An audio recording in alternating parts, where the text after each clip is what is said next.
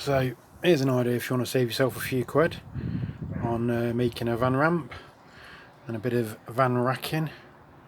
Just get yourself some old pallets, take them apart and reuse them. This was one of these longer ones. It's not super thick, but it's enough. It's enough to do the job. And so I even used some of the nails. I've actually just put a few screws in it just to make it a bit more secure. And a couple of shelves in the old van. It's definitely not worthy of being a joiner, but I'm not a joiner, so it will do what I want it to do.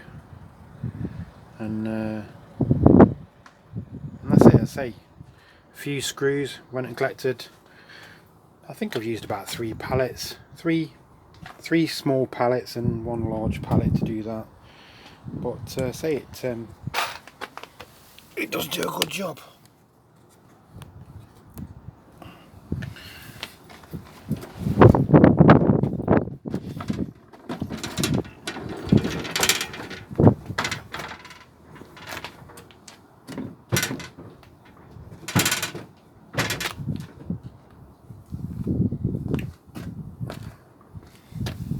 So, if you want to save some money doing your van racking, or maybe you're just a tight arse and you don't want to spend any money, just pick up some old pallets.